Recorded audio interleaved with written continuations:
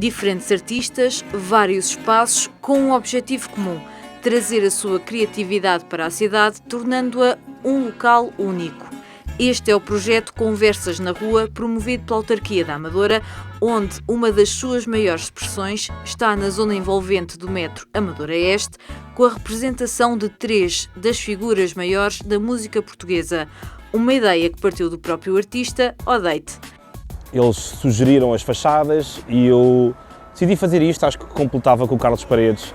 Decidimos seguir o mesmo género de música portuguesa. Tanto um como o outro transmitem sempre aquela imagem de ser um exemplo a seguir, não é? Querer fazer algo pelo país ou querer fazer algo que inspira outras pessoas, não é? Acho que essa é a parte principal. Já em 2015, o projeto Conversas na Rua contou com a participação de 5 artistas, sempre com a ideia de utilizar a arte urbana como forma de requalificação do espaço público.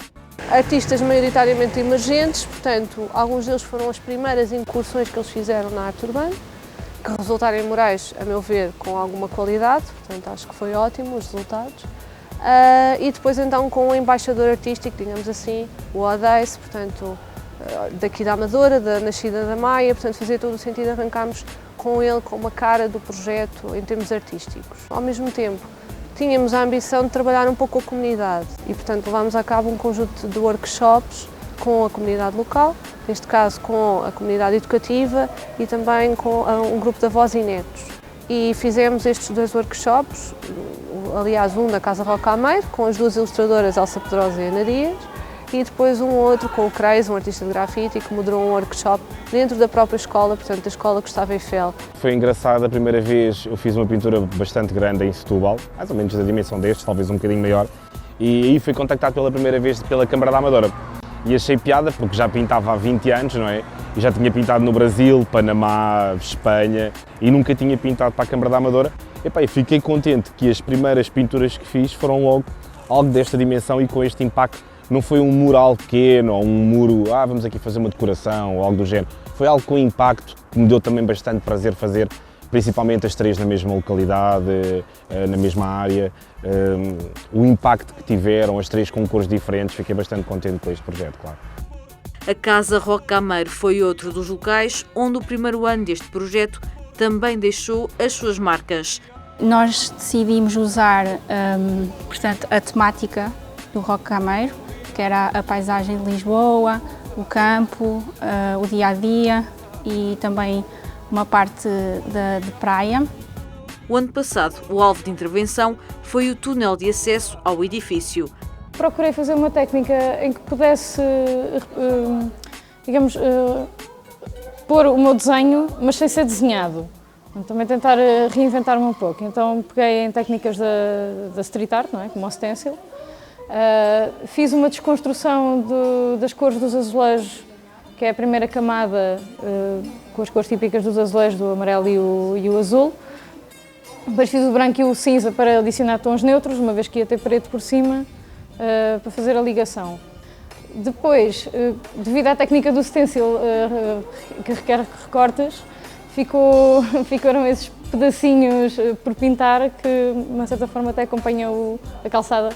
Isso fez um efeito também de ligação com o da Elsa. Decidimos criar uma ligação entre o exterior e o interior da casa através dos azulejos e de elementos geométricos que correspondem à arquitetura da casa. Então queríamos fazer a ligação do jardim também com esta entrada. Eu fiz mais elementos geométricos e ela fez um pouco mais florais, porque não tinha ficado equilibrado. Digamos, a complexidade do meu com a simplicidade dela iam complementar-se e ao mesmo tempo ficarem distintos, também era essa a ideia. Ela quis pegar mais no jardim, uma vez que também vai ao encontro ao estilo dela e à linha dela de ilustração, e eu peguei mais na arquitetura da casa. Em 2016, mais artistas participaram, chegando ainda a mais espaços e a diferentes públicos. O objetivo seria atingirmos o maior número de públicos. Portanto, ao estarmos localizados em diferentes espaços da cidade, conseguimos aproveitar essa vantagem, digamos. Podemos, no fundo, há zonas, por exemplo, onde o público é sénior, há outras zonas em que o público é mais jovem, portanto, no fundo, era tentar chegar a todas estas gerações. Um desses espaços foi o Logrador dos Recreios da Amadora, onde encontramos o trabalho de Gonçalo Mar, este dedicado ao movimento, fazendo alusão à companhia de dança sediada neste espaço, o Corum Ballet.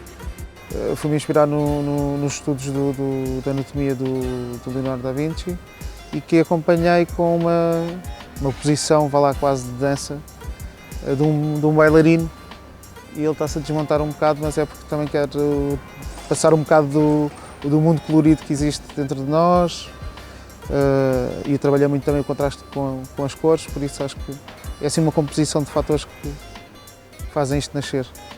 Também Sara Moraes decidiu olhar para o Corum Ballet, sendo esta a sua estreia na pintura em grande escala. Já há algum tempo que gostava de pintar, de agarrar uma parede para pintar, porque eu normalmente pinto só em tela. E pronto, e passar de uma coisa de estúdio mais pequena para uma coisa desta magnitude foi assim um desafio um bocadinho difícil para mim. Estou habituada a pintar uma coisa bastante pequena e bastante pormenorizada e chegar aqui e ter que passar o meu processo para uma coisa maior foi complicado. No caso de Tiago Salgado, este teve a oportunidade de explorar duas temáticas que lhe geram grande interesse. Gostei do tema teatro, porque a minha pintura é muito baseada em macros de sítios ou de coisas e um palco é um sítio perfeito para eu pintar uma cena, digamos assim. Tentei retratar o íntimo de uma atriz, o psicológico de uma atriz e claro com um pequeno twist associado. Ela está num palco, ela está lá, o público já saiu e ela está... eu tentei retratar, portanto, essa digestão do que é bom, o que é mau, o que é que eu levo comigo. Neste caso ela levou uma rosa.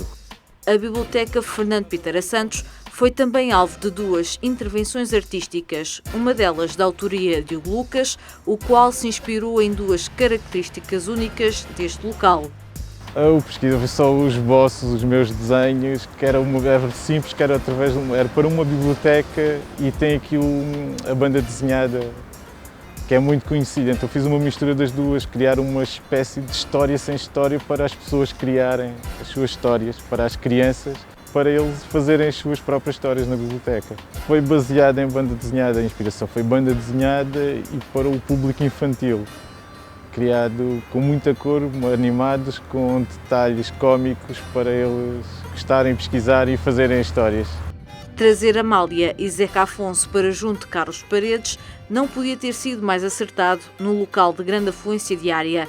Requalificar aquele espaço, porque a nosso ver, nós de alguma maneira atribuímos-lhe uma nova identidade que era inexistente, portanto as pessoas passaram a identificar-se com aquele lugar, visitam-no, fotografam as peças que lá estão. Os projetos que temos levado a cabo ali especificamente, o que tem tido bastante impacto também, devido à localização também próxima, no fundo, da entrada para Lisboa, não é? Portanto também podemos beneficiar disso, estamos ali na divisão entre a periferia e a metrópole, não é? Portanto acho que funcionou muito bem nesse sentido e também com um artista que de facto consegue agradar a quase todas as gerações.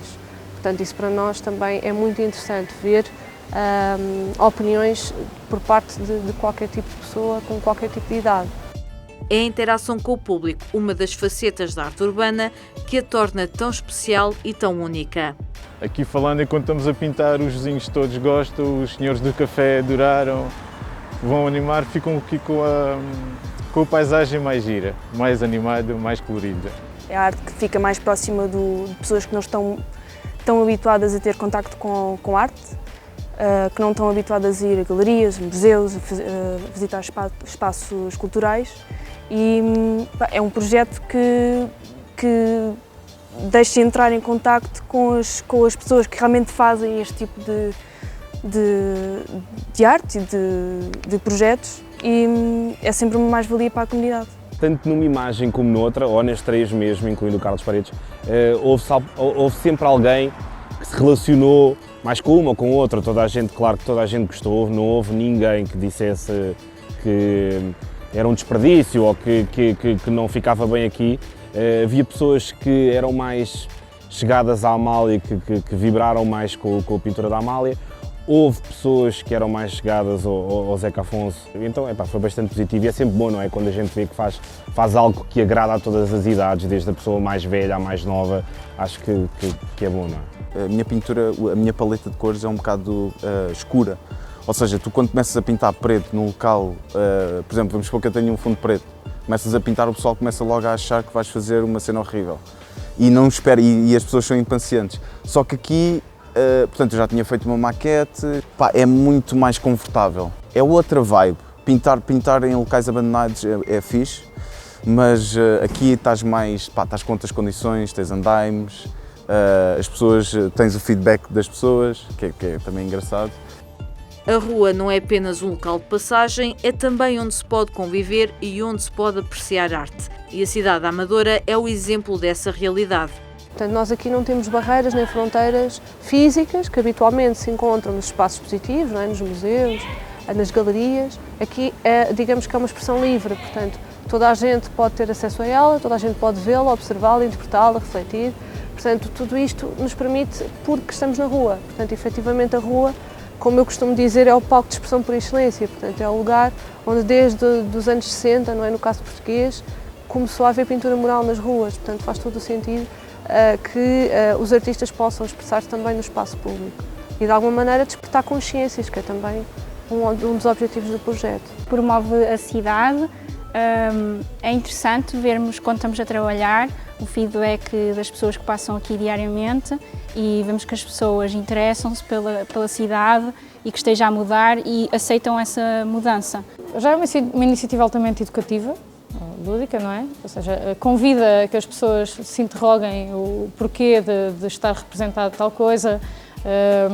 Depois, claro que chama logo a atenção para a casa e, de uma certa forma, mesmo que as pessoas estejam à procura, acabam por ver logo aqui o convite visual, não é? Cada vez mais as pessoas estão-se a perceber que isto, de facto, é muito mais do que uma simples pintura, porque mexe com as pessoas, mexe com o dia-a-dia, mexe com uma comunidade. Então, é importante dar importância a isto, no sentido cultural, no sentido de cidadania, em todos os aspectos. A arte urbana, ou a arte de rua, ou a arte pública, ou o que a gente quiser chamar, tem que confrontar as pessoas, não é? Que muitas vezes não conseguem perceber muito bem o que é que anda à volta, mas é mais nesse sentido, por isso é sempre positivo. Para Sara Moraes, esta é uma experiência a repetir.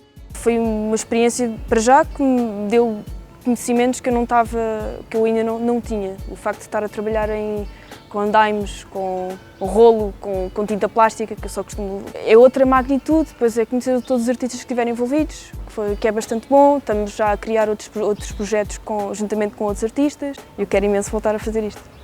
E afinal, como é o processo de trabalho de Odate? Eu até me baseei no telemóvel, gosto de pintar com o telemóvel porque podes fazer zoom em certos detalhes e tudo, basta teres tipo a imagem no telefone. O truque, o que eu uso normalmente é tipo um pouco de uma esquadria, não uma esquadria 100%, desenhar os quadrados todos, mas desenhar alguns pontos de referência, dividir a imagem em meio, dividir o prédio a meio, não é? Tipo, mais ou menos tipo medidas. A Amália foi mais fácil porque já tinha lá umas marcas da tela, da parede, o Zeca Afonso deu um bocadinho mais de trabalho. Tentar sacar o esboço, que acho que é a parte mais complicada, é tentar acertar as linhas. Só à terceira é que ficou mais ou menos mesmo o Zeca Afonso.